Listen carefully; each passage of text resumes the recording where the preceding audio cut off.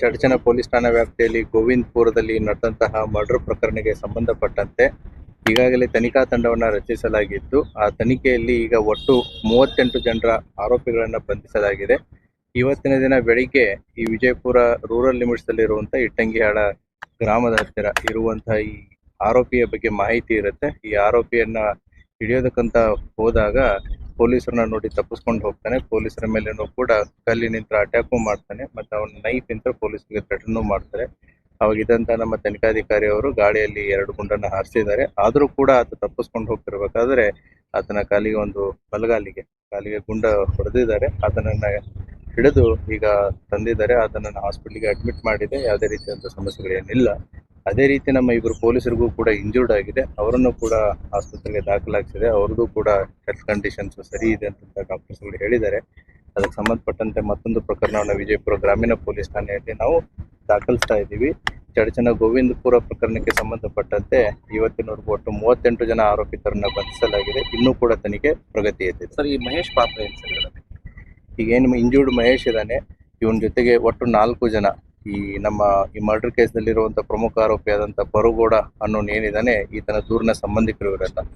ಇವ್ರನ್ನ Afzalpur taluk ಬೆಳ್ಳುಂಡಿಗೆ ಕರೆಸಿರ್ತಾನೆ. So ಕರೆಸಿಬಿಟ್ಟು incident ಆದಮೇಲೆ ಇವರೆಲ್ಲ ಇನ್ಸಿಡೆಂಟಲ್ಲಿ ಇನ್ವಾಲ್ವ್ ಆಗಿರ್ತಾರೆ. ಇನ್ಸಿಡೆಂಟ್ ಆದಮೇಲೆ ಇವರು ತಮ್ಮ ಸ್ಕಾರ್ಪಿಯೋ ಕಾರಲ್ಲಿ ತಪ್ಪಿಸ್ಕೊಂಡು ಹೋಗಿರ್ತಾರೆ. ಈಗ ಅದರಲ್ಲಿ 4 ಜನನ ಏನು ಬೆಳ್ಳುಂಡಿಗೆ ಅಫಜಲ್ಪುರ್ ತಾಲೂಕಿನಿಂದ ಕರ್ಕೊಂಡ್ಬಂದಿರ್ತಾರೆ. ಅದರಲ್ಲಿ 3 ಜನ ಸಿಕ್ಕಿದ್ದಾರೆ. ಅದರಲ್ಲಿ ಮಹೇಶನು ಕೂಡ ಒಬ್ಬ. ಇನ್ನೊಬ್ಬ ಆರೋಪಿ ಹೆಸರು ಗೊತ್ತಿದೆ. Try to trace him as early as possible. ಬೇರೆ ಅದನ್ನೆಲ್ಲ ಇನ್ಮೇಲೆ ಗೊತ್ತಾಗುತ್ತೆ. So we need some time to dig more details. 15 ಲಕ್ಷಕ್ಕೆ ಅದು ತನಿಖೆಯಲ್ಲಿ ನಾವು ನೋಡ್ಬೇಕಾಗುತ್ತೆ. ಇನ್ನು ತನಿಖೆ ನಡೀತಾ ಇದೆ. Will see it what is it ಅಂತ. Thank you.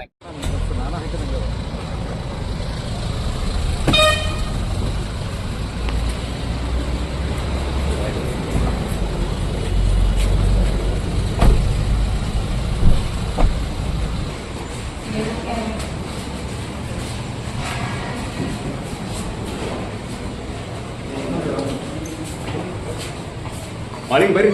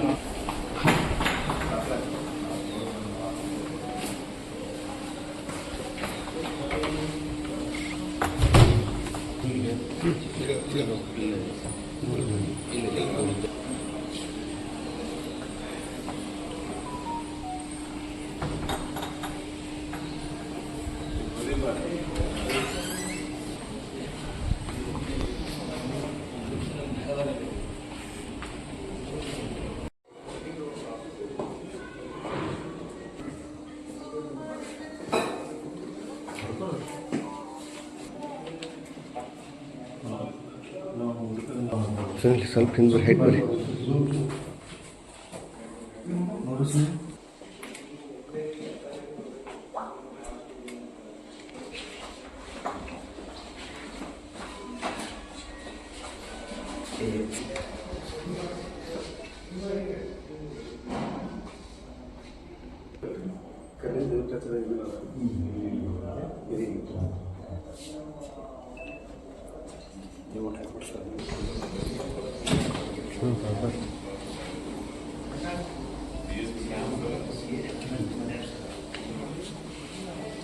ಎದೆ ಹಿಡಿತು